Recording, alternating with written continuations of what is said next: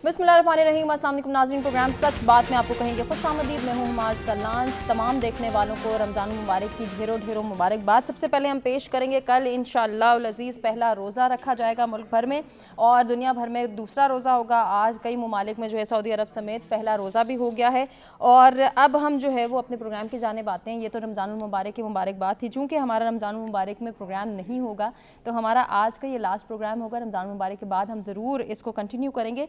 नाज़रीन, आज हम जो है वो पहला इशू डिस्कस करने जा रहे हैं। 19 रुकनी वफाकी काबीना ने हल्फ उठा लिया है। जो नए नाम सामने आ रहे हैं, कुछ पुराने नाम भी सामने हैं।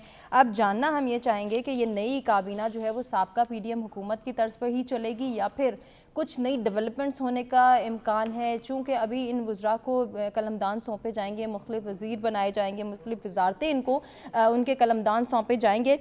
नई काबीना के लिए कितना चैलेंजिंग है ये टाइम पीरियड, आने वाला वक्त, और फिर जो कलमदान इनको सौंपे जाएंगे उसके लिए कितनी एफ़र्ट्स दरकार हैं, कितने इक़दामात करने होंगे इन वज़रा को, इस पर ज़रूर हम आज के प्रोग्राम में डिस्कस करेंगे। और नई काबीना का जो हुजम है, जो उसका कैपेसिटी है, जो जितने भी वज़रा हैं यहीं तक महदूद रहेगा या फिर इसमें भी उतार चढ़ाव देखने में आएगा, इसमें कुछ नए वज़ीर भी आ सकते हैं या नहीं आ सकते।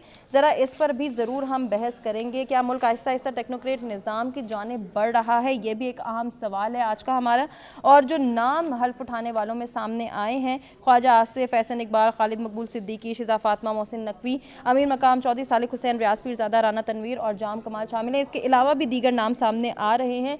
हल्फ बर्दारी जो हुई है वो ईमान सदर में हुई, जहाँ सदर आसिफ अली जरदारी ने वफाकी काबीना से हल्फ लिया, जबकि इस मौके पर वज़ीर आज़म शहबाज शरीफ भी मौजूद है। चूँकि अब एक फुल फ्लेज हुकूमत साजी का मकाम हमारे सामने है, एक हुकूमत हमारे सामने तश्कील पा गई है। अब होने वाला क्या रहा है, अब जिस तरह से हम कहते हैं कि जी आने वाला वक्त कितना चैलेंजिंग है, कितना अलर्ट रहने की ज़रूरत है, कितनी एफ़र्ट्स दरकार है, बिलखुसूस मौशी बहरान के ख़ात्मे के लिए कितनी एफ़र्ट्स करनी होगी, इसको हम ज़रूर डिस्कस करने जा रहे हैं। जो मेहमान हमारे साथ मौजूद है, तारुफ कराते गुफ्तगू का बाकायदा आगाज़ करते हैं। सीनियर एनालिस्ट सज्जाद तरीन साहब स्टूडियोज़ में मेरे साथ मौजूद है। सर खुशामदीद आपको कहना चाहेंगे। चेयरमैन तहरीक जवानाने पाकिस्तान अब्दुल्ला गुल साहब हमारे साथ मौजूद हैं और सीनियर एनालिस्ट असद खरल साहब भी हमारे साथ मौजूद हैं। आपको भी प्रोग्राम में खुशामदीद कहना चाहेंगे। सज्जाद तरीन साहब, ये जो 19 रुकनी वफाकी काबीना ने हल्फ उठाया है, सर क्या कुछ नए नाम भी सामने आएंगे या फिर PDM की कारकर्दगी की तरह से ही उसी तर्ज पे ये रहेंगे? कुछ नई डेवलपमेंट्स होंगी जिस तरह से मैं इंट्रो में कह रही थी, इनके लिए कितना चैलेंजिंग है ये टाइम पीरियड? सर फरमाइएगा। पहले तो हुमा आपके समेत पूरी कौम को मेरी जानिब से और सच टेलीविज़न की जानिब से रमज़ान की जो है बहुत बहुत मुबारक हो और अल्लाह ताला इस माह रमज़ान की बरकत से हमारे मुल्क की मुश्किलात, हमारी सारी परेशानियां जो हैं वो दूर फरमाए और इस मुल्क को तरक्की दे, खुशहाली दे। हुमा, जो आपने बात की PDM वाली, देखें अब इन्होंने कुछ चेहरे तब्दील किए हैं। मैं समझता हूँ कुछ बड़े लोग मुतहरक इन्होंने शामिल किए हैं, जिसमें मोहसिन नकवी साहब हैं। मोहसिन नकवी साहब पहले चीफ मिनिस्टर पंजाब रहे हैं और बड़े मुतहरक रहे हैं।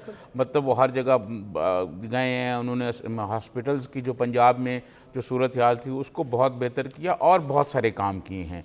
और ये तवक्को रखी जा सकती है कि वो लोग जो नए लोग लेके आए हैं वो को परफॉर्मेंस दिखाएंगे और जो पुराने हैं उनको भी परफॉर्मेंस दिखानी पड़ेगी।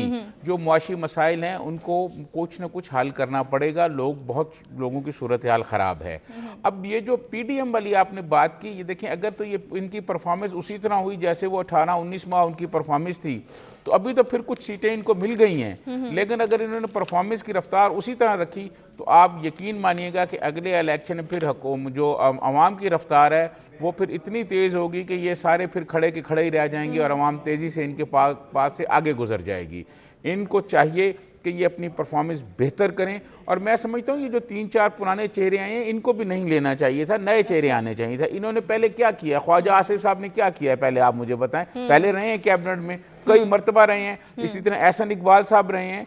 तो मैं ये समझता हूँ कि नए चेहरे आने चाहिए थे ताकि वो एक नई सोच के साथ, नए अज़म के साथ आगे बढ़ते, जैसे मोहसिन नकवी साहब को लेके आए हैं। तो इसी तरह भाग दौड़ करने वाले लोग अभी चाहिए। ये पुराने बाबे जो तजर्बाकार हैं ये तजर्बे की बुनियाद पर बातें करते रहते हैं। पुराने चेहरों की सर बात करें तो मेरे जहन में इसाकदार साहब आ रहे हैं। हमने तो एक्सपेक्ट किया था वो वज़ीर ख़जाना होंगे, वो वज़ीर ख़ारिजा یہ کیا؟ میں سمجھتا ہوں کہ اسحاق ڈار صاحب نے پہلے جو کچھ کیا اس قوم کے ساتھ وہ آپ کے سامنے ہی ہے نا. اسحاق ڈار صاحب کی پرفارمنس کو اتنی اچھی نہیں رہی, تو اس لیے اب ان کو کہا گیا ہے کہ جناب وہاں چلے جائیں. لیکن ایک بات آپ کو میں بتا دوں کہ اسحاق ڈار صاحب کہیں بھی ہوں, چاہے یہ وزیر ہوں یا نہ ہوں, لیکن یہ خزانہ میں اپنی مداخلت جاری رکھیں گے. اور آپ دیکھیے گا کہ ان کا اور جو بھی وزیر خزانہ ہوگا اس کے ساتھ ان کا تنازع کہیں نہ کہیں پھر جو ہے وہ ہو جائے گا, اور صورتحال اتنی اچھی نہیں رہے گی. کیونکہ اسحاق ڈار صاحب نے اپنی رائے دینے سے, وزیر خزانہ کی رہنمائی کرنے سے میں سمجھتا ہوں رکنا نہیں ہے. وہ اپنا تھیسس ایک دیتے رہیں گے, اور وہ اپنے آپ کو یہ سمجھتے ہیں کہ اسحاق ڈار سے اوپر شاید کوئی بندہ ہی نہیں ہے جو ملک کی معاشی صورتحال کو بہتر کر سکے. لیکن ان کی پرفارمنس اگر دیکھی جائے تو وہ تو اچھی نہیں ہے, اس سے تو بہت زیادہ مسائل پیدا ہوئے ہیں. تو میں سمجھتا ہوں وہ اگر خاموشی سے بجائے کابینہ میں بھی آنے کی بجائے باہر بیٹھ جاتے تو زیادہ اچھا تھا, بجائے اس کے کہ وہ کہتے ہیں کہ جی مجھ سے ایک چیز نہیں ہو سکی, آپ کر کے دکھائیں. لیکن وہ ظاہر ہے مطلب ان کے پاس جو ہے وہ ان کا مطلب سمجھ لیں گروپ بہت مضبوط ہے, اور وہ ہر کیبنٹ میں آ جاتے ہیں, خواجہ صاحب بھی آ جاتے ہیں. میں سمجھتا ہوں کہ یہ جو لوگ آئے ہیں ان کی پہلے پرفارمنس اتنی اچھی نہیں تھی, نئے لوگ آنے چاہیے تھے, نئے لوگ پرفارم کرتے اور نئے لوگ کچھ کر کے عوام کو سر ذرا یہ دکھاتے. بتا رہے ہیں کہ محمد اورنگزیب صاحب کو وزیر خزانہ بنائے جانے کا امکان ہے, تو ان کے حوالے سے اب جیسے آپ بات کریں کہ نئے لوگ, تو ایسا نہیں کہ ایکسپیرینس لوگوں کا زیادہ تجربہ ہے اور ان کو میچور جو ہے وہ وزارتیں دیے جانا ضروری تھا, اب ان لوگوں کو جو نئے چہرے ہیں نئے ایکسپیرینس کریں گے, کہیں ایسا تو نہیں کہ معاشی بحران مزید پھیل جائے؟ دیکھیں میں آپ کو عرض کروں کہ معاشی بحران جو ہے نا وہ تو اس کا مطلب کسی کو بھی آپ لے ہیں, وہ معاشی صورتحال ایسے نہیں لگ رہا کہ ان سے کوئی بہتر ہو سکے گی یا کوئی کنٹرول کر لیں گے. کوئی نئی نئی چیزیں, نئے لوگ آتے ہیں, کوئی نئی نئی چیزیں لے آتے ہیں, نئے پروگرام لے آتے ہیں, نئی چیزیں. جو پرانے لوگ ہیں نا ان کا ایکسپیرینس تو ہم نے دیکھ لیا نا. آپ نے بھی میرے خیال میں 19 ماہ 18 ماہ جو ان کی حکومت تھی, آپ نے بھی, آپ تو گھر کے معاملات بھی دیکھتی ہیں, آپ نے دیکھا ہوگا کہ وہ ایک انہوں نے کیا پرفارمنس دکھائی ہے. یہ اسحاق ڈار صاحب نے کیا پڑھو, وہ جناب دبئی سے آ رہے تھے تو ایسے اعلان ہو رہا تھا کہ ڈالر نیچے آ جائے جیسے ٹارزن کی واپسی ہو رہی ہے. تو پھر یہاں جو کچھ ہوا روز ڈالر اوپر جا رہا تھا, میں نے یہ کر دیا, میں آیا تو یہ ہو گیا. میں یہ سمجھتا ہوں کہ یہ جو نئے لوگ آئے ہیں امید کی جا سکتی ہے کہ یہ اچھی صورتحال بہتر پرفارمنس کریں گے. میں کبھی نا امید نہیں رہا, میں سمجھتا ہوں کہ ان کو موقع دینا چاہیے تھا. یہ 2-4 چہرے جو پرانے ہیں ان کو بھی نہیں لینا چاہیے تھا, ان کی جگہ بھی نئے لوگ آتے, فلی کیبنٹ فل فلیج نئے چہروں پر مشتمل ہونا چاہیے تھی. ٹھیک ہو گیا سر, آپ کا پوائنٹ آ گیا. عبداللہ گل صاحب, سر آپ کیا کہنا چاہیں گے؟ جیسے ابھی سجاد ترین صاحب کہہ رہے ہیں کہ جو کیبنٹ بننی تھی اس میں نئے چہرے آتے, نیا ایکسپیرینس شو کرتے, نئی ڈیولپمنٹس کا امکان ہوتا, اور پھر نئے پوٹینشل کے ساتھ جب آتے تو ڈیفینیٹلی ایک میرا خیال ہے کہ ایک اچھا امیج, اچھا امپیکٹ کریٹ ہو سکتا تھا. سر آپ کیا کہیں گے اس حوالے سے؟ بسم اللہ الرحمن الرحیم. دیکھیں میں بالکل اس بات کو ایگری کرتا ہوں کہ نئے چہروں کو آنا چاہیے تھا, نئے لوگوں کو سامنے آنا چاہیے تھا, اور لگتا ہے ایسا ہی ہے کہ پاکستان کی قسمت میں یہی سب کچھ رہ گیا ہے, یہی پرانے, وہی دیرینہ بیماری, وہی بے محکمی دل کی. مسئلہ یہ ہے کہ یہ وہی پرانے چہرے ہیں جو پٹے ہوئے, پہچانے ہوئے لوگوں کے سامنے کئی دفعہ ان کی پرفارمنس جو ہے اس کو ہم دیکھ چکے. اس دیگ کے چاولوں کو ہم نے چکھ لیا ہوا ہے, اور یہ تمام دیگ کے اندر جو چاول ہیں یہ باسی ہیں, ان میں سے بدبو آ رہی ہے. اس لیے بہرحال اس کے اندر محسن نقوی صاحب جو ہیں وہ یقیناً ایک بہت اچھی چوائس ہے. لیکن محسن نقوی صاحب ہو گئے, یا جو وزارت خزانہ کے لیے ابھی اورنگزیب صاحب کا نام آ رہا ہے, تو وہ مجھے بتائیں کہ وہ آیا کہاں سے ہے. اس کا مطلب یہ ہے کہ آپ کنٹرولڈ ڈیموکریسی کی طرف جا رہے ہیں, اور کنٹرول ڈیموکریسی کے اندر کیونکہ محسن نقوی صاحب کیا مسلم لیگ نواز کی چوائس ہیں, یا پیپلز پارٹی کی چوائس ہیں, یا کسی اور اتحادی جماعت کی چوائس ہیں, پتہ چلے نا کہ ان کا نام جو اگر آیا وہ کہاں سے آیا. اس میں کوئی شک نہیں ہے کہ انہوں نے پرفارم کیا اور بہترین پرفارم کیا. ہمیں اس ٹائم پہ پرفارمنس سے مطلب ہے. ہمیں یہ دیکھنا ہے کہ چاہے اورنگزیب صاحب آئیں, چاہے اسحاق ڈار آئیں, چاہے اس ٹائم پہ کوئی پیپل پارٹی کے آ جائیں, یا کسی اور جماعت کے, یا شوکت ترین کو بٹھا دیں, اس نے کرنا وہی ہے جو آئی ایم ایف نے کرنا ہے. صرف اچھا نیگوسیشن جو ہے وہ کر سکیں گے. یعنی کہ اگر آئی ایم ایف نے آپ کو 1 ہفتے کا ٹائم دیا تو آپ نے ان سے 2 ہفتے مانگ لیے, یہ آپ کا کمال ہے. باقی کریں گے آپ وہی جو آپ کو بتایا گیا. آئی ایم ایف جو ہے پاکستان کا دوست نہیں ہے, اور ہمیں یہ معلوم ہے کہ وہ آپ کے اوپر مہنگائی کا بوجھ لا دیں گے. اگر آپ کے اوپر مہنگائی آئے گی تو عوام بل بلائے گی, اور اگر آپ عوام کے اوپر وہ ٹیکس اور وہ بوجھ نہیں ڈالیں گے تو آئی ایم ایف آپ کو قرضہ نہیں دے گا. और अगर कर्जा आपने अदा कर दिया और कर्जा मतलब आपने नहीं दिया तो आपकी तो मईशत पहली प्रोडक्शन लाइन तो आपकी जीरो हो चुकी है। हकीकत यह है कि SIFC का एक बहुत खूबसूरत आइडिया है और मैं उससे इत्तफाक राय रखता हूँ, लेकिन इस SIFC में अभी तक इन्वेस्टमेंट ना होने के बराबर है। दूसरी तरफ जो है वो आपकी जो इंडस्ट्री है वो बंद हो रही है। अगर आपने IMF के कहने के ऊपर बिजली, तेल और गैस की कीमतों को बढ़ाना शुरू कर दिया तो फिर आपके पास आप मुल्क के अंदर पैदावार नहीं कर पाएंगे, सनत जो है वो बंद हो जाएगी। सनत बंद हुई तो बेरोजगारी बढ़ेगी, लोगों के अंदर जो है फिर बेचैनी बढ़ेगी। तो ये वो तमाम चीजें हैं जिनको देखना है। दूसरी तरफ जो है हम दीगर मिनिस्टर्स के ऊपर बात करें, देखें ना, जब हमने देखा कि PDM की हुकूमत खत्म हुई और निगरान हुकूमत आई तो उसकी परफॉर्मेंस बहुत बेहतर थी और हकीकत यह है कि उसकी परफॉर्मेंस जो है वो यकीनन में एक मिसाल के तौर पर जानी जा सकती है। फिलहाल जो दौरे हाजिर के अंदर हमने अभी तक देखा तो मकसद यह है कि अगर यही सिस्टम करना था तो फिर हमें मेरे ख्याल में इलेक्शन में जाने की जरूरत नहीं थी। अभी भी बहरहाल हमने उसको एक जमहूरियत का नाम दे के लोगों के साथ हमने चला तो देंगे, लेकिन जिन लोगों की मिनिस्ट्रियां मारी जाएंगी, जिन लोगों को इस वादे वईद के ऊपर लाया गया था कि उनको मिनिस्टर बनाया जाएगा, उनको जो है फलाना फलाना ओहदे दिए जाएंगे, उसमें से आधे तो ले गई पीपल्स पार्टी और बाकी जो वो रह गए वो तो आपको जाहिर है जो मुक्तदिर हैं उनकी भी आपको माननी पड़ेगी। इसमें बुरी बात नहीं है, मैं ये नहीं कह रहा, क्योंकि अभी हमने पाकिस्तान को चलाना है। हमने पाकिस्तान को चलाने के लिए ये नहीं देखना कि क्या हो रहा है क्या नहीं हो रहा, हमने कौन नहीं आ रहा, बिल्कुल हाँ, हमने काम को देखना है, चांद को नहीं देखना। चांद देखने के लिए और लोग मौजूद हैं, इसलिए हमें काम वाले लोग चाहिए। बेहतर ये है कि वो हुकूमत के अंदर से आ जाए, लेकिन इनके अंदर आपस में इख्तलाफात बढ़ेंगे। पीपल पार्टी कुछ अरसे के बाद अपनी इक़्तिदार की चीजें मांगेगी। IMF वर्ल्ड बैंक से जब कर्जा मिल जाएगा, मुल्क के हालात जरा संभल जाएंगे, सियासी स्टेबिलिटी आ जाएगी, मुआशी इस्तेहकाम आ जाएगा, तो पीपल पार्टी अपनी वजारतें मांगने के लिए खड़ी होगी। यानी कि आप समझते हैं कि दूसरे मरहले में पीपल्स पार्टी ज्यादा एक्टिव नजर आएगी, हमें आपको बहुत आगे नजर आएगी, क्योंकि तमाम कॉन्स्टिट्यूशनल अपॉइंटमेंट्स वो ले चुके हैं। लेकिन इसमें एक चीज जो मिसिंग लिंक है वो है अवाम का।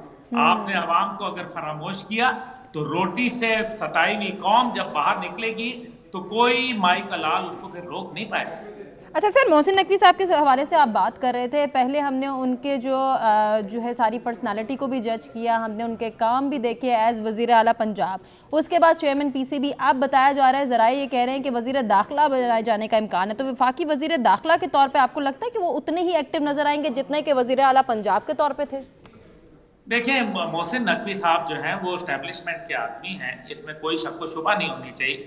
उनके जो है वो उम्रे की तस्वीर जो इन लोगों ने देखी हैं, मेरे ख्याल में उससे मजीद कोई उबाम नहीं रहना चाहिए। और क्या बात है, एस्टेब्लिशमेंट किसकी है? पाकिस्तान की है ना, पाकिस्तान की बेहतरी के लिए चाहती है। ये हो गए जलील अब्बास जिलानी साहब हो गए, आप देख लें इसाक डार साहब की बात हो रही थी तो इसाक डार के ऊपर जो है मुनकर नकीर भी बिठाए गए हैं। जलील अब्बास जिलानी साहब जो हैं वो इंटरिम हुकूमत के रहे हैं और इंटरिम हुकूमत के अंदर उन्होंने अभी शहबाज शरीफ साहब से उन्होंने और जो तारिक फातमी साहब हैं मुलाकात भी कर ली हुई है। यानी कि इसाक डार साहब को वो जो नवाज शरीफ के साथ सर इन तमाम चीज़ों को समराइज करते हुए इस नई कैबिनेट को कितने % आप रेट देंगे? 100 आउट ऑफ कितने मार्क्स दे सकते हैं आप इस वक्त?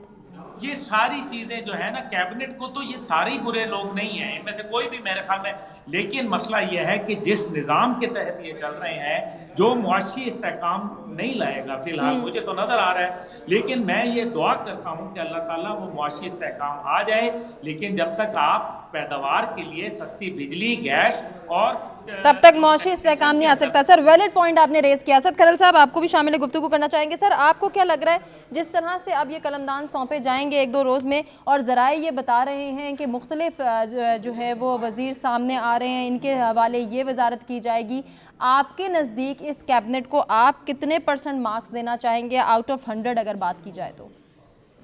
देखिए, पहली बात तो ये है कि 19 रुकनी जो कैबिनेट है इसमें हमने दिखाया ये पहला फेज है कि जहाँ पे खत्म नहीं होगा मामला ये 50 से भी क्रॉस करेगा और अभी फिलहाल इनको भी 2-2 वजारतें दी जाएंगी, 5 वजारतें, 2 कलमदान दिए जाएंगे। अब अगर 19 गुजरा की बात की जाए तो 4 तो इसमें इत्तेहादी है اور 3 صوبوں سے صرف ایک بندہ لیا گیا. ایک سندھ سے لیے گئے خالد مقبول سدیقی, بلوچستان سے جام کمال اور امیر مقام خیبر پختونخوا صرف لیے گئے ہیں. باقی 16 جو 19 میں سے وہ پنجاب سے ان کا تعلق ہے. پہلے تو یہ ہے کہ وفاقی حکومت ہے, مخلوط حکومت ہے, لیکن پنجاب اسپیسیفک کیبنٹ ہے. دوسری اگر بات کی جائے تو اس کے اندر جو 2 امپورٹنٹ یعنی اہم ترین جو کسی بھی وفاقی حکومت میں وزارتیں, اس کی ایک وزارت داخلہ ہے اور ایک وزارت خزانہ ہے, وہ دونوں ہی نون لیگ کے پاس نہیں ہے. یعنی کوئی بندہ بھی ان کے پاس ایسا نہیں ہے, اس قابل نہیں ہے کہ جو وزارت داخلہ کے قلمدان کو وہ سنبھال سکے یا وزارت خزانہ کا قلمدان سنبھالنے کی قابل ان کی نہ کہ معاشی ٹیم میں اتنا ایکسپرٹ ہے اور نہ ہی ان کی جو ہے وزارت داخلہ کے لیے بندہ ایلیجیبل ہے. اچھا, اس کے بعد اگر آ جائیں تو جو آپ نے بات کی ہے قلمدان کی, دیکھیں قلمدان تو سمپل سی بات ہے کہ جو اسحاق ڈار صاحب کی بھی بات ہو رہی ہے, وہ بظاہر تو وزیر خارجہ ہیں لیکن وہ وزیر خزانہ ایکسٹرنل کا کام کریں گے. یعنی باہر سے پیسے لانے کے حوالے سے میرا خیال ہے کہ کول پکڑ کر اب شہباز شریف کی بجائے ساتھ وہ معاملت کریں گے کہ ذرا آسانی ہو جائے گی اس کو پیسے اکٹھے کرنے میں. اور جو محمد اورنگزیب صاحب ہیں وہ وزیر خزانہ انٹرنل کے انٹرنل معاملات ہیں ان کو دیکھیں گے. اچھا, دوسرا اس کے بعد اگر بات کی جائے تو خواجہ آصف صاحب وزیر دفاع ہے, ظاہر بات ہے. پھر عطاء اللہ طارق صاحب جو ہے وہ وزیر اطلاعات و نشریات ہوں گے. سیدھا فاطمہ خواجہ صاحب جو ہے وزیر منتخب آئی ٹی ہوں گے. اس کے بعد جس طرح آگے محسن نقوی صاحب مشیر داخلہ ہوں گے اور سینیٹر بننے کے بعد وہ وزیر داخلہ پوسٹ پالی پہلے بھی تیار کو ان کے پاس پورے. اچھا, باقی بھی سارے آپ کے سامنے آجم منیر طاہر صاحب جو ہے صاحب ہوں گے. تو باقی جہاں تک آپ نے بات کی کیبنٹ کے حوالے سے, ان کی پرفارمنس کے حوالے سے, دیکھیے پرفارمنس 16 ماہ کے اندر جو ہے آلموسٹ چہرے تو وہی ہیں. احسن اقبال صاحب کو نیا چہرہ تو نہیں ہے, وہ بھی 16 ماہ کے اندر موجود تھے. اسحاق ڈار موجود تھے. اس میں کون سے جو ایسے نئے چہرے ہیں جو کہ اس وقت موجود نہیں تھے اور اب آ گئے. ہم یہ ایکسپیکٹ کر لیں کہ اب انقلابی تبدیلی میں آ جائیں.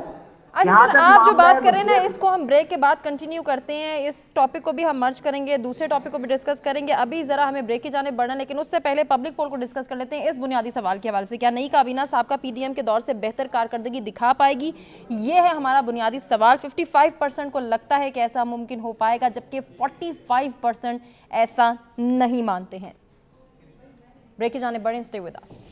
ویلکم بیک ناظرین. پروگرام میں ایک مرتبہ پھر سے آپ کو کہیں گے خوش آمدید. جہاں ہم نئی وفاقی کابینہ کو ڈسکس کر رہے ہیں, وہیں ہم جو ہے وہ آنے والے وقت کو بھی ڈسکس کر رہے ہیں, اسپیشلی رمضان المبارک میں. ملک بھر میں اگر ہم بات کریں تو اس وقت مہنگائی اپنے عروج پر ہے, جبکہ دنیا میں اگر ہم دیکھیں گلوبلی اگر ہم اس کو ڈسکس کریں تو رمضان المبارک کے آتے ہی کچھ ہمیں نظر آتا ہے کہ پرائسز کم ہو گئے, ڈسکاؤنٹ لگ گئے, سیل لگ گئے.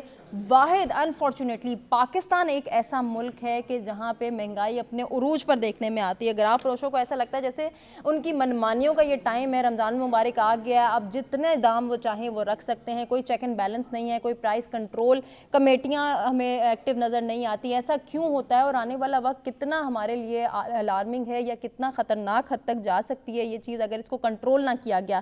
یہ اب ہم اپنے مہمانوں سے ڈسکس کرنا چاہیں گے. اسد کھرل صاحب, آپ اپنی بات بھی مکمل کیجیے گا. سر, ساتھ ہی یہ جو ہم آپ دیکھ رہے ہیں کہ رمضان المبارک کی آمد ہے, میں بڑے افسوس کے ساتھ یہ بات کہنا چاہوں گی کہ بھارت جیسے ملک میں بھی ہم یہ دیکھتے ہیں کہ وہاں بھی ڈسکاؤنٹ دیے جاتے ہیں, وہاں بھی قیمتیں اپنی ایک حد مقرر کرتی ہیں.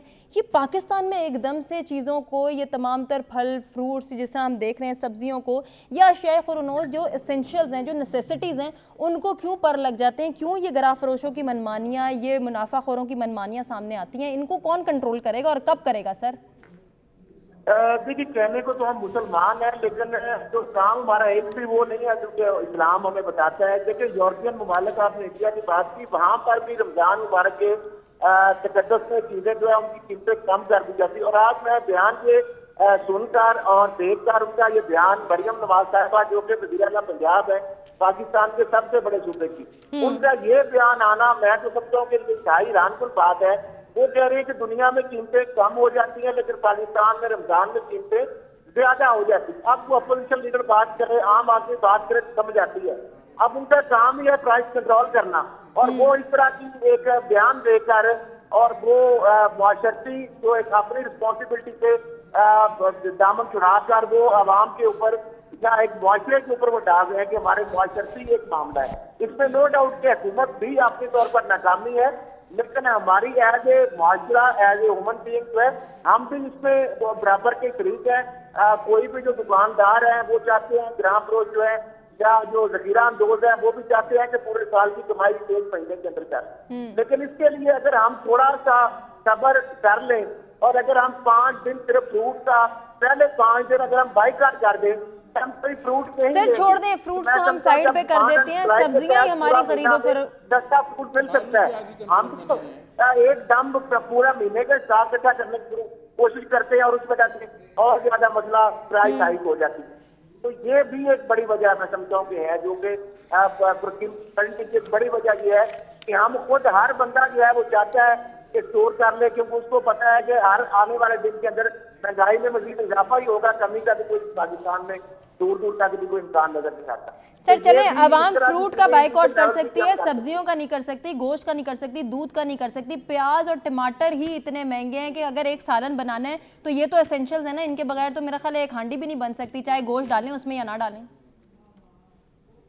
نہیں, اس پہ ٹھیک ہے بات, لیکن جس حد تک ہم کر سکتے ہیں وہ تو ہمیں کرنا چاہیے نا. ہم بھی تو پورے 15 دن 10 دن کا اسٹاک کے ساتھ لے لیتے ہیں شروع میں کہ چلے ٹھیک ہے کہ آگے سے آگے مہنگی ہونی ہے چیزیں.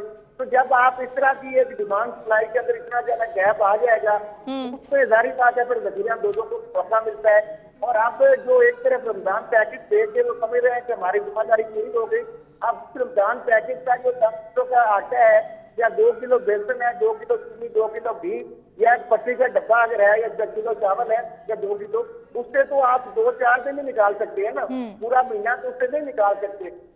تو اس سے آپ اگر یہ سمجھیں کہ وہ بھی آپ اگر 60 لاکھ لوگوں کو دے کر تو 12-13 کروڑ کے فیصد کے لوگ جو ہے وہ اس سے تو ان کا رمضان یا وہ تو نہیں گزر جائے گا.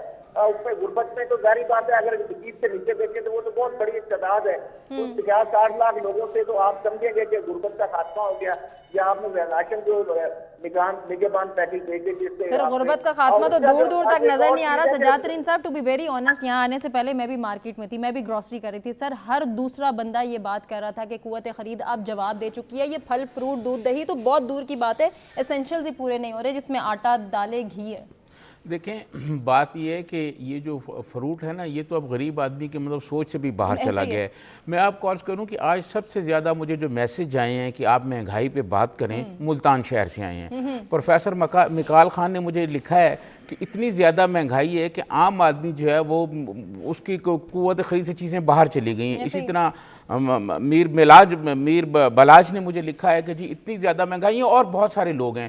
اور آپ پھر ایک اور بات انہوں نے لکھی ہے کہ ملتان شہر میں تاجر جو ہیں وہ لوٹ مار کر رہے ہیں, اور جو مجسٹریٹ ہیں جن کا کام ہے کہ وہ مارکیٹوں میں نکلیں, باہر نکلیں, لوگوں سے ملیں, دیکھیں کیا ہو رہا ہے, وہ اپنے کمروں میں بیٹھے ہوئے ہیں بند ملتان میں, کیونکہ موسم ذرا تبدیل ہو گیا ہے, انہوں نے ابھی سے اے سی چلا لی ہیں. اور تمام مجسٹریٹ اور تمام انتظامیہ ملتان شہر میں جو ہے وہ اپنے کمروں میں بند بیٹھی ہوئی ہے. اور ایک صاحب نے مجھے یہ بھی لکھا ہے کہ وہ جو وہاں جن کا کام ہے کہ وہ آئیں ملتان میں آ کے اور ان لوگوں سے مطلب دیکھیں کہ ریٹس کیا ہیں, وہ ریٹ کنٹرول کریں, بجائے ان کے لوگ تو ان کی سرپرستی کر رہے ہیں, پھر پتہ نہیں ان سے بھتہ وصول کرتے ہیں, کیا کرتے ہیں. تو یہ جو مسئلہ ہے کہ ایک تو مہنگائی ہے, ملتان شہر سے مطلب ایک بہت خوفناک میسج مجھے آئے ہوئے ہیں کہ اتنی زیادہ مہنگائی ہے, لیکن مہنگائی کنٹرول کرنے والے جو ادارے ہیں, جو مجسٹریٹ ہیں, جو اسسٹنٹ کمشنر ہیں, جو باقی لوگ ہیں, وہ اپنا لمبی تان کو سوئے ہوئے ہیں. تو چیف منسٹر محترمہ مریم نواز صاحبہ جو یہ کہہ رہی ہیں کہ مہنگائی کنٹرول نہیں ہوگی اور یہ میری ریڈ لائن ہے, وہ تو ان کے افسران ہی ان کی ریڈ لائن کراس کر رہے ہیں. 5 دن وہ کا افسران ہی ٹائم, کچھ 5 نہیں دن کر کا رہے. الٹیمیٹم دے رہے ہیں. پرائز کنٹرول کمیٹی جو ہے وہ ایکٹیو نظر آئے گی, وہ تمام تر چیزوں پر نظر رکھے گی, کیونکہ رمضان آنے والا ہے, رمضان ریلیف پیکج دیا جائے گا, اس کی رقم بڑھائی جائے گی. کہاں گئے پھر وہ دعوے؟ یہ جو پرائز کنٹرول کمیٹی ہے, اسی کا تو میں آپ کو بتا رہا ہوں نا کہ ملتان شہر والے یہ کہہ رہے ہیں کہ وہاں کوئی کمیٹی نہیں ہے اور کوئی کمیٹی کا آدمی مارکیٹ میں نہیں آ رہا. وہ پتہ نہیں سب اچھا کی رپورٹیں چیف منسٹر کو دے رہی ہیں. میں سمجھتا ہوں کہ ڈپٹی کمشنر ملتان کو یہ سوچنا چاہیے کہ لوگوں کی چیخیں نکلی ہوئی ہیں اور وہ کچھ نہیں کر رہے. ان کو باہر نکلنا, ڈپٹی کمشنر صاحب خود بھی باہر نکلیں اور باقی لوگ بھی باہر نکلیں, تاکہ یہ صرف ایک بات نہیں ہے. یہ ملتان سے کیونکہ بہت زیادہ میسج آئے ہیں تو میں نے ان کا ذکر کیا. پورے پنجاب کی یہی صورتحال ہے, مہنگائی کوئی کنٹرول نہیں ہو رہی. یہ جو فروٹ کی باتیں ہو رہی ہیں نا, یہ تو اب غریب آدمی کی قوت خرید سے باہر چلی گئی ہیں. وہ تو آپ یقین کریں, آلو پیاز ٹماٹر جس طرح طرح ابھی آپ خود ذکر کر رہی تھی, آپ خود آج سارا سامان خرید کے آئی ہیں کہ مہنگائی جو ہے وہ آسمانوں پہ چلی گئی ہے. سر 1000 روپے میں 1 کلو پیاز, 1 کلو ٹماٹر اور 1 کلو آلو آ رہے ہیں, تو جس کی 30,000 یا 25,000 سیلری ہے وہ پیاز ٹماٹر پورے کرے گا یا پھر وہ بل دے گا؟ اب دیکھیں ہما, آپ کی یہ جو بات آپ نے کی ہے نا, یہ جو خواتین گھر بیٹھی ہوئی ہیں, یہ سب کی آپ نے ترجمانی کر دی ہے کہ یہ اتنی چیزیں مہنگی ہو گئی ہیں. میں یہ سمجھتا ہوں کہ اس حکومت کا کام جو ہے, یہ چارے صوبائی چیف منسٹرز ہیں, ان کا یہ کام ہے کہ سب سے پہلے یہ مہنگائی کو کنٹرول کریں. میں سمجھتا ہوں کہ مریم نواز صاحبہ کو بجائے اسکولوں میں جانے کے اور ہاسپٹلز میں جانے کے, یہ رمضان کا پورا مہینہ جو ہے یہ ساری مارکیٹوں میں گھومیں, اور صرف لاہور نہیں ہے, ملتان جائیں, فیصل آباد جائیں, باقی علاقوں میں جائیں, جو جنوبی پنجاب کے دور دراز کے علاقے ہیں وہاں لوٹ مار کا بازار گرم ہو جاتا ہے, وہاں جا کے دیکھیں, خود دیکھیں اور ٹیموں کو متحرک کریں. یہ ٹیمیں اگر متحرک نہیں ہوں گی تو میں آپ کو ایک بات بتا دوں کہ اس مہنگائی کے دوران یہ اتنی صورتحال خراب ہو جائے گی کہ پھر کسی چیف منسٹر کے پاس میں نہیں آئے گا عوام کو کنٹرول کرنا. سر آپ ویلڈ بات کر رہے ہیں. عبداللہ گل صاحب, سر آپ اس کو ضرور آگے انڈورس کیجئے. جس طرح سے ہم یہ دیکھ رہے ہیں کہ ریلیف پیکیجز کا اعلان کیا جا رہا ہے, جی رمضان میں ریلیف ملے گا عوام کو, رمضان بازار لگائے جائیں گے, سستے رمضان بازار, ان کا شور شاید صرف لاہور تک ہی محدود ہے, دیگر شہروں کو کون دیکھے گا؟ اور پھر ان تمام تر ریلیف پیکیجز کی جو بندر بانٹ ہے اس پہ بھی تو چیک اینڈ بیلنس ہونا چاہیے, اس کو بھی تو دیکھنا چاہیے کہ کہاں کہاں کیا ریلیف دیا جا رہا ہے, یا دیا بھی جا رہا ہے یا نہیں. جی پہلے تو دونوں ہمارے جو شرکاء ہیں انہوں نے بڑے دل سے گفتگو کی, لیکن مہنگائی تو ہے ہی نہیں, کچھ بھی نہیں ہے. پاکستان میں تو سب اچھا ہے. کس نے آپ کو کہا مہنگائی ہے؟ اگر لوگوں کو بھوک لگ رہی ہے تو کیک پیسٹری کھا لیں, کیونکہ یہ باتیں جو ہیں وہ جن لوگوں کے لیے مہنگائی کا مسئلہ ہے ان کے لیے مہنگائی نہیں ہے. وہ ارب خرب پتی ہیں اس ٹائم پہ, ان کے لیے یہ آپ کا 1000 روپیہ میٹر نہیں کرتا. 1000 روپے کو تو وہ ٹیشو پیپر کی طرف پہنچ دیتے ہیں. یہ بڑی تلخ حقیقت ہے. اور میں آپ کو سیدھی بات بتاؤں کہ آپ انقلاب فرانس کی تیاری کر لیں. انقلاب فرانس کے اندر جس نے ہاتھ جس کے مضبوط ہوتے تھے, کھردرے ہوتے تھے اور سخت ہوتے تھے, ان کو ہاتھ دیکھا جاتا تھا اور کہتے تھے یہ محنت کش ہے, اس کو بچا دو, اور جس کے ہاتھ نرم ہوتے تھے ان کی گردنیں اڑا دی جاتی تھی. یہ انقلاب فرانس کی بات کر رہا ہوں, اپنے معاشرے کی بات نہیں کر رہا. دوسری بات یہ ہے کہ اسی معاشرے کے اندر کم تولنے والوں کو جو ہے, ہم نے جب بر صغیر پاک و ہند تھا تو ایسے بھی بادشاہ گزرے جنہوں نے کہا کہ کم تول والے کی جو ہے بوٹی اتار کے جو ہے اتنا وزن پورا کر لیں, اور پھر انہوں نے کیا, اور اس کے بعد لوگوں نے 2-4 کلو ایکسٹرا دے دیا, کم نہیں رکھا. تو ایک بات یہ ہو گئی. دوسری بات یہ ہے کہ یہ مارکیٹ کمیٹیاں جو ہیں, چاہے وہ مریم صاحبہ ہیں, چاہے وہ آپ کے مراد علی شاہ صاحب ہیں, چاہے وہ سرفراز بگٹی صاحب ہیں, یا وہاں علی امین گنڈا پور صاحب ہیں, یہ ان کو پہلی دفعہ پتہ چلا ہے کہ مارکیٹ کمیٹیاں ہوتی ہیں اور پرائس کنٹرول ہوتی ہے. تو یہ پھر پی ڈی ایم حکومت میں کیوں نہیں تھی, یہ پی ٹی آئی حکومت میں کیوں نہیں تھی, اس سے پہلے کی حکومتوں میں یہ انہوں نے کب کنٹرول کیا؟ یہ ہمارے دونوں معزز شرکاء, اور ہما آپ بھی بیٹھی ہیں بیٹا, مجھے یہ بتائیں کہ کیا ہم اتنے عرصے سے نہیں دیکھ رہے کہ ہمیشہ ہر سال رمضان میں یہی باتیں ہوتی ہیں, اور اس کے بعد اللہ اللہ کر کے رمضان گزر جاتا ہے. پھر اس کے بعد آپ کا نیکسٹ پروگرام جو ہوگا وہ یہ ہوگا کہ عید کے اوپر جو ہے وہ آتے ہی مہنگائی ہو گئی. عوام کو چیک اینڈ بیلنس کیا جاتا ہے. اگر آپ عوام کو جزا اور سزا نہیں دیں گے, جن لوگوں نے قیمتیں بڑھائی نہیں ہیں, ان کے سیاسی کنیکشن ہے, ان کے اشرافیہ کے ساتھ تعلق ہے, واسطہ ہے. سر ان کو اپنی بات جسٹیفائی کرنے کے لیے آپ سنٹینسز بھی مل گئے, ان سے پوچھیں کمشنر کے احکامات کہاں ہیں, ریٹ لسٹ کہاں ہے, وہ آگے سے کہتے ہیں منڈی سے مہنگی آ رہی, بی لینے لیں, نہیں تو آگے جائیں, بہت سارا رش ہے. ہاں تو کوئی پوچھنے والا نہیں ہے, جو مطلب چور چکے چودھری ہیں نا یہاں, تو معذرت کے ساتھ جو ایک مثال ہے, میں کوئی چودھریوں کی بات نہیں, چودھری سے مراد یہ ہے کہ وہ کسی اونچی جگہ کے اوپر موجود ہے. مسئلہ یہاں یہ ہے کہ میرے والد جنرل حمید گل جو ہیں وہ فوج میں تھے.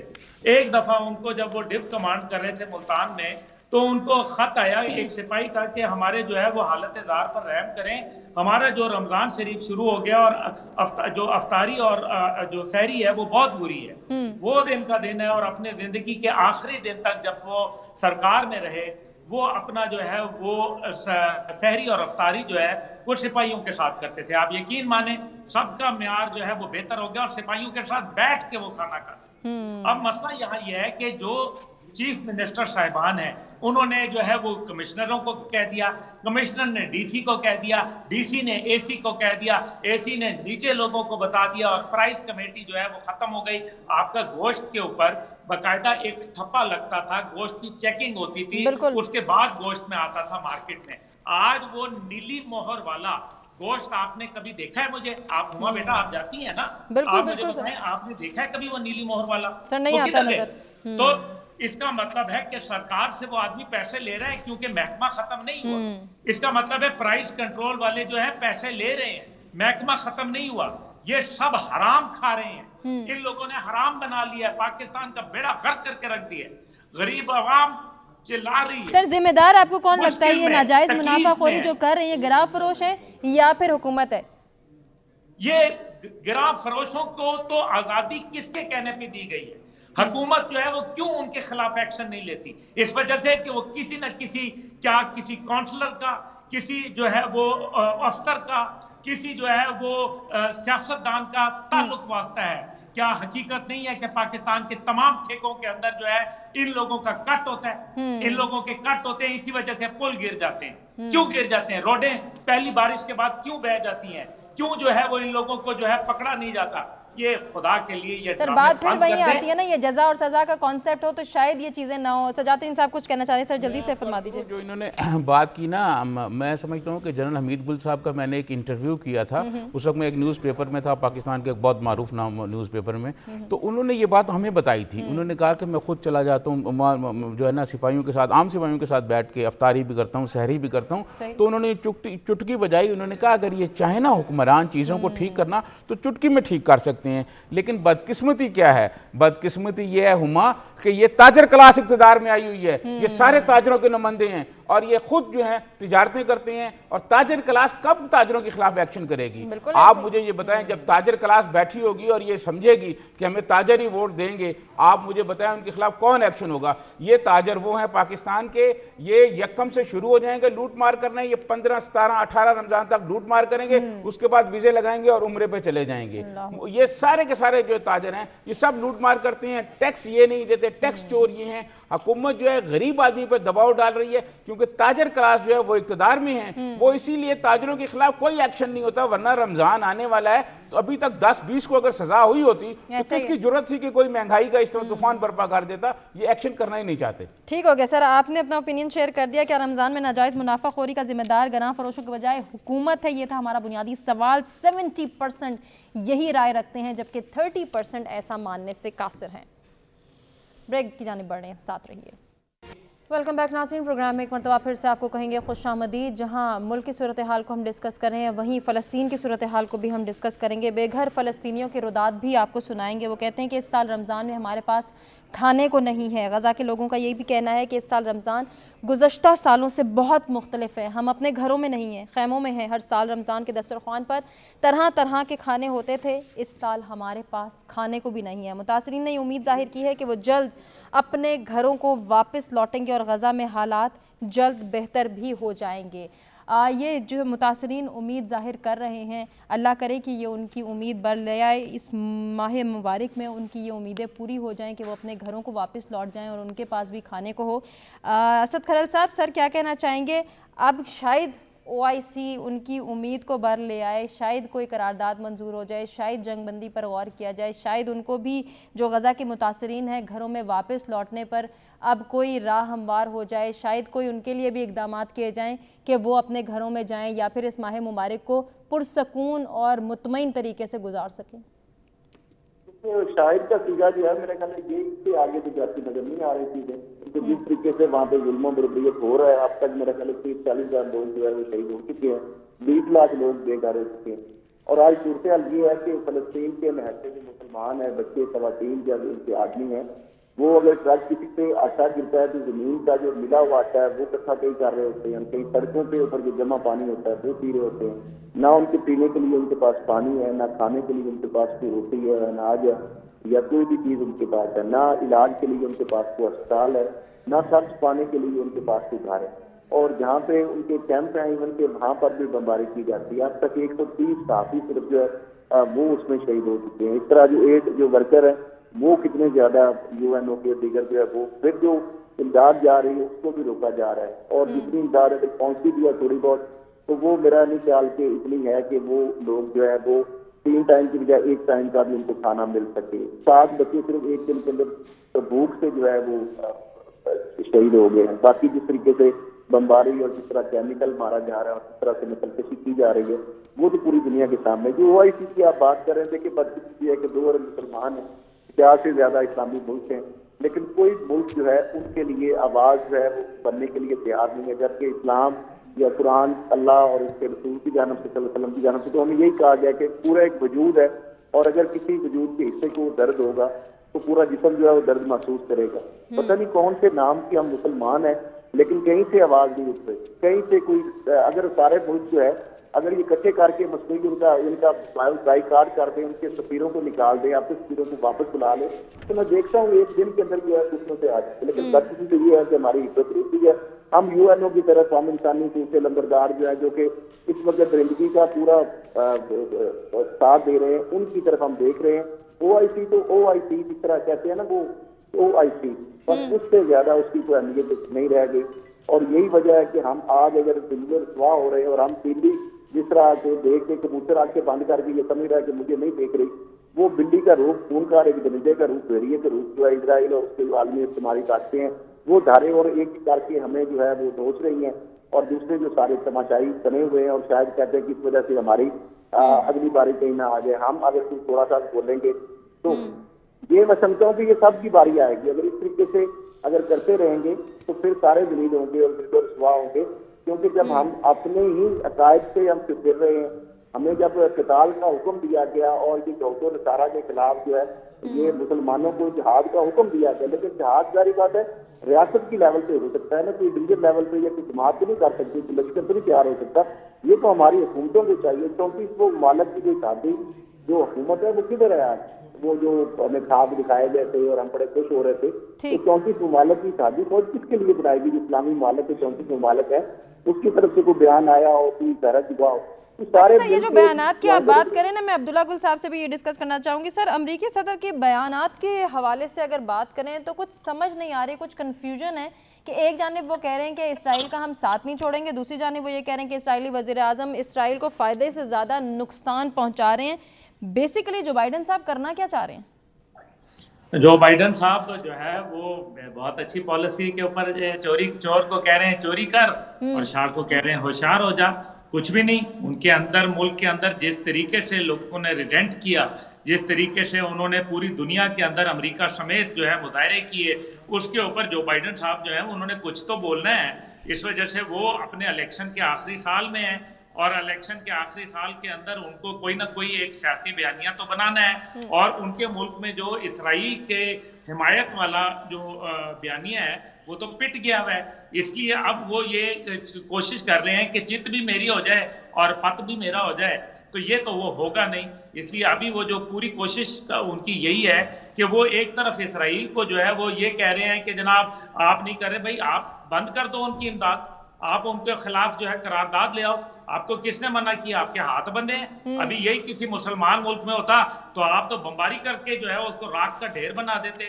ابھی جو فتح سیسی صاحب نے بولا، مصر کے جو سربراہ ہیں، انہوں نے کیا بولا؟ انہوں نے کہا کہ تقریباً اس ٹائم پہ 80% جو ہے وہ ملبے کا ڈھیر بن گیا ہے اور وہاں غزہ میں جو ہے وہ رہنے کے قابل نہیں رہا. دوسری طرف جو ہے انہوں نے ریہیبلیٹیشن کی بات کی اور اس ٹائم پہ 21,000 لوگ جو ہے وہ شہید ہو چکے ہیں اور جو غزہ کی قلت ہے. لیکن حرام ہے کہ مسلمان ممالک میں سے کسی کو بھی جو ہے وہ ہدایت ہوئی اور 57 ممالک میں سے کہ انہوں نے جو ہے وہ کوئی اس کے اوپر مضبوط سٹانس لیا ہو. الٹا یہ ہو گیا کہ آپ کے جو پی سی ایل جو چل رہا ہے، یہ کیا اس کو کہتے ہیں، جو کرکٹ والا چل رہا ہے، اس کے اندر آپ مجھے بتائیں، آپ کو معلوم ہے کہ ایک مخصوص پارٹی کا جھنڈا لے جانا منع ہے اور دوسرا فلسطین کا جھنڈا لے جانا منع ہے. مخصوص پارٹی کا جھنڈا تو سمجھ آتا ہے کہ بھائی چلو ٹھیک ہے، وہ سیاسی نعرہ بازی وہاں کرتے ہیں، لیکن فلسطین کا جھنڈا تو ورلڈ کپ کے جو میچز تھے قطر کے اندر، उन्होंने भी जो है वो लहराया, मोरक्को की टीम ने।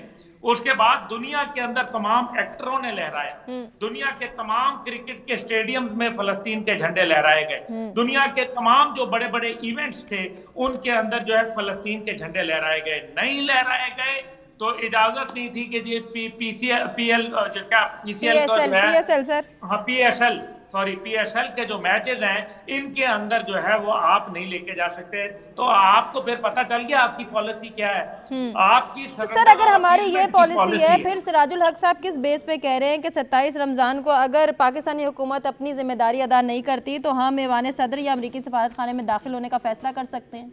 अपने मार्च में तो वो बरमला कह गए हैं, वो भरमला तो कह गए हैं, उसके बाद उन पे ऊपर क्रैक डाउन होगा और ये कौम जो है ये खामोश रहेगी, क्योंकि ये तो सिर्फ सिराजुल हक साहब की जिम्मेदारी है ना कि मुझे आप बताएं बाकी सियासतदानों में से कौन बोला है, मुझे आप कोई नाम अगर हो, अभी इलेक्शन के ऊपर बोले, मौलाना बोले, मौलाना के बाद जो है वो मरियम बीबी बोली, नवाज लीग बोली, पीपल पार्टी बोली, इमरान खान साहब की पार्टी ने बोला, पीटीआई के लोगों ने बोला, किसी ने बोला मार सवाए एक सिराजुल हक के?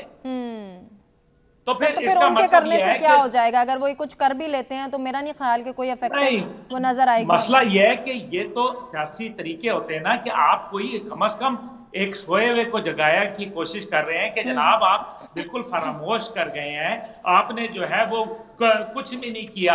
अभी जो है वो कोर कमांडर कॉन्फ्रेंस के अंदर जिक्र आया कि जनाब हम फलस्तीन और कश्मीर के साथ खड़े हैं। भाई कश्मीरी और फलस्तीनी खत्म हो जाएंगे, फिर हम किसके साथ खड़े होंगे? जिस तरह से कश्मीर में शहादतें हो रही हैं, जिस तरह से फलस्तीन में शहादतें हो रही हैं, जब हम किसके लिए खड़े होंगे? जब कोई रहेगा ही नहीं, दास्तान भी नहीं होगी दास्तानों में, तो फिर किसके लिए खड़े होंगे? 21,000 लोग मर्द जो शहीद कर जाना, क्या ये मामूली बात है? और सर ये वही वाली बात है ना, ये शहीद तो ये जानबूझ के नस्ल कुशी की जा रही, चाहे कश्मीर की बात करें या फ़लस्तीन की बात करें। सजाद तरीन साहब, ये नस्ल कुशी का सिलसिला कब रुकेगा? क्या ये रमज़ान मुबारक की बरकत से या इस माह मुबारक के जो विसातत से हम ये अगर कहें तो क्या ये शयातीन रुक पाएंगे? क्या इसराइल अपनी ढिठाई से पीछे हट पाएगा कुछ टाइम पीरियड के लिए? सही देखिए, मैं आपको अर्ज़ करूं कि ये मतलब हालिया सदी में जितना जुल्म इजराइल ने किया है इसकी तारीख़ में कहीं मिसाल नहीं मिलती। और मुसलमान एक आधा मुल्क ईरान के अलावा या यमन के अलावा मैं नहीं समझता या मत समझता कि हिज़्बुल्लाह जो है उसने को उनकी हमायत की है। बाकी तमाम मुसलमान ममालिक जो हैं उनका रोल अफसोसनाक था। बल्कि मैं आपको अर्ज़ करूं कि पिछले दिनों सेनेट में तकरीर करते हुए पीपल्स पार्टी के सेनेटर पलवशा खान ने तो ये भी कहा कि मेरी दुआ है कि फ़लस्तीन पे जो हमायत नहीं कर रहे मजलूमों की, उनके तेल के कुएँ अल्लाह मियां खुश कर दे ताकि उनके तेल के कुएँ खुश्क हो जाएँ। बात यह है कि इस वक्त जो कुछ हो रहा है ये बहुत अफसोसनाक है। और मुसलमान हुक्मरान देखें, जो ताकतवर हुक्मरान हैं जिनके पास वसाइल हैं वही सारा कुछ कर सकते हैं ना, और उनका रोल जो है वो शर्मनाक है। बाकी जो जमात इस्लामी की आपने बात की, बाकी जमात इस्लामी की जो बात की, सिराजुल हक साहब ने अफगानिस्तान में तो जहाद करते रहे हैं, कहाँ गए उनके जहादी? वो अपने जहादियों को भेजे ना वहाँ, अपने वो जो उनके पास जहादी थे और वो जो कहते थे कि जी हमने अमेरिका को रूस को शिकस्त दे दी वहाँ अफगानिस्तान में, तो अब वो भेजें जहादी को, उनकी हेल्प भी करें, जहादी भी भेजें और यहाँ लॉन्ग मार्च भी करें। उस हवाले से वो खामोश हैं, हुकूमत को वो दबाव में डालना चाह रहे हैं और उनको पता है कि हुकूमत जो हम तो हमारी तो पूरी मईशत जो है, पूरी मुआशी सूरत पहले IMF के हाथों में फंसी हुई है। हम क्या कर सकते हैं? जिनके पास वसाइल हैं, जिनके पास तेल के कुएं हैं, जिनके पास सब कुछ है और जो कर सकते हैं वो नहीं कर रहे। हमारे दोस्ताना ताल्लुकात हैं, हम उनके आगे तो बोल सकते हैं, उनके आगे बरमला इकरार तो कर सकते हैं कि हमारी ये डिमांड है, ये पूरी करेंगे। ये बहुत अफसोसनाक सूरत हाल है। OIC जो है वो एक डिबेटिंग क्लब है, उसका मुसलमानों को कोई फ़ायदा नहीं हुआ। तो ये मुसलमान हुक्मरानों को सोचना चाहिए, कोई नया फोरम बनाए, कोई नई तंजीम बनाए। ये OIC का तो कोई फ़ायदा नहीं है। मैं समझता हूँ ये 1-2 अरब ममालिक जो हैं ये उनके मतलब ज़ेर असर है, जो उनके हुक्मरान चाहते हैं वही कुछ हो रहा है। तो ये जो कुछ हो रहा है ये बहुत बड़ा जुल्म हो रहा है और इस जुल्म के खिलाफ ना बोलना भी मैं समझता हूँ जालिम के साथ खड़े होने वाली बात है। और वहाँ देखिए अब रमज़ान आ गया, मुकद्दस मकामात पे उनके दाखिले बंद किए जा रहे हैं। इससे बड़ा और अफसोसनाक क्या सूरत हाल होगी? और इस पर सारी दुनिया खामोश है। मैं समझता हूँ कि ये अगर कोई मुसलमान मुल्क किसी और के साथ कर रहा होता, जो इजराइल कर रहा है, ये अगर मुसलमान मुल्क कोई कर रहा था तो अभी तक अमेरिका और नेटो और सारी दुनिया वहाँ नाबूद कर चुके थे। सर आपसे क्लोजिंग रिमार्क्स लेते हैं, अब्दुल्ला गुल साहब कुछ कहना चाह रहे हैं? जी सर फरमा दीजिए। मैं सिर्फ यही कहूंगा कि क्या मुआशी तौर पर अगर इस्तेहकाम होता तो पाकिस्तान फिर बनता? अगर मुआशी अदब क्या पाकिस्तान के पास था तो फिर पाकिस्तान नहीं बनना चाहिए था। रियासत मदीना जब बनी थी तो फिर उस टाइम पे क्या इस्तेहकाम था, तो फिर जहाद क्यों किया गया? फिर तीसरी बात यह है कि अगर फर्ज करें हमारी किसी इज्जत के ऊपर से कोई दुपट्टा उतार रहा हो तो फिर हम क्या देखेंगे कि पहले अपना मुआशी इस्तेहकाम कर लें या इज्जत बचाने के लिए अपने जान को भी जो है जाने आफरीन के सुपुर्द करें। और अभी यही कहा गया ना कि मुसलमान जो है वो एक उम्मत, एक जिस्म की मानंद है, तो फिर कहीं लिखा गया कि जिस्म में जो तवाना हिस्सा है वो जो है वो मदद करेगा तो फिर बाकी वाले जो है ना करें। मेरा ख्याल है कि हमें ठीक हो गया सर, आपका पॉइंट आ गया। एक जुमला सजातरीन साहब कहना चाह रहे हैं क्योंकि हमारे पास वक्त महदूद है। ये जो उम्मा की बात की गई है, उम्मा तो बिल्कुल फ्रॉड है, कोई उम्मा नहीं है। आप देखें हमारे साथ क्या हो रहा है फलस्तीन, कश्मीर पे आप देख लें कि कश्मीर पे हमारे साथ सिवाय तुर्की और एक ईरान के अलावा कोई मुल्क नहीं खड़ा हुआ था जब मोदी ने वो अब 2 आर्टिकल खत्म किए। ये कहना है कि हम उम्मा है, मैं समझता हूँ ये अपने आप को धोखा देने वाली बात है। कोई उम्मा नहीं है, तमाम मुसलमान हुक्मरान अपनी अपनी मर्जी और अपने अपने मफादात देख रहे हैं। ठीक हो गया सर, आपने भी समराइज कर दिया और हमारा बुनियादी सवाल ये था ओआईसी समेत तमाम आलमी दुनिया को रमज़ान के बाबरकत महीने में मजलूम फ़लस्तीनियों की दाद रसी के लिए फौरी ठोस इक़दामात उठाने चाहिए। 90% यही डिमांड कर रहे हैं, 10% ऐसी कोई डिमांड नहीं कर रहे। अपने तमाम मेहमानों का शुक्रिया अदा करना चाहेंगे जिन्होंने अपने कीमती वक्त और कीमती तज्ज़िये से आगाह किया। और नाज़रीन आपसे इजाज़त लेंगे, अल्लाह निगहबान।